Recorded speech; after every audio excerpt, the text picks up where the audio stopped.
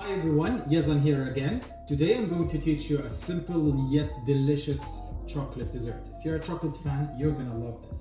This dessert actually I liked from Japan. We used to buy it from the airport before going to the flight in the duty free. It's called Royce Chocolate if you're familiar with it.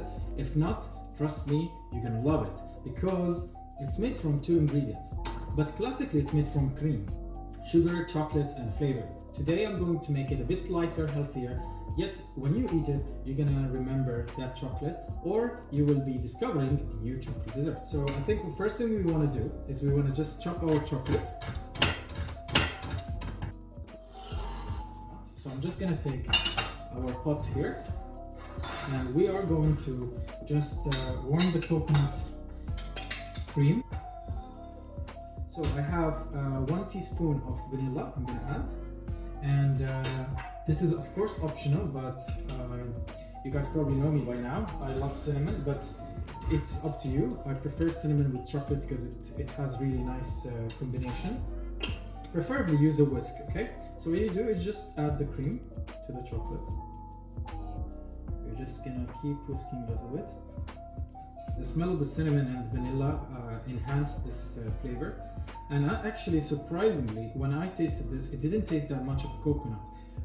So if you're not a big fan of coconut, you will be surprised that you might not even recognize there's coconut. Alright, as you see, it became very creamy and the chocolate melted and all the mixture get together. Just last thing, as I always say, put a pinch of salt, because the salt will also show the flavor of the chocolate really well. So I just took a tin here. You can either put it, even if you want, inside a plastic container, whatever you feel like. I just put this butter paper so it will be easy for us to flip it. So what we will do is we're just gonna pour this here.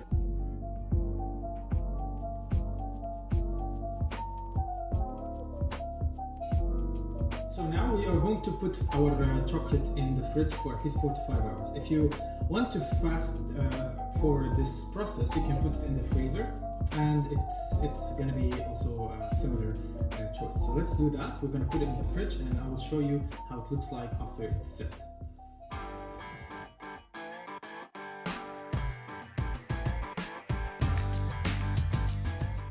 After the chocolate is set, slice it with a very warm knife. Keep your knife warm by hot water, and then you can slice the chocolate into cubes and then dust them with cocoa powder.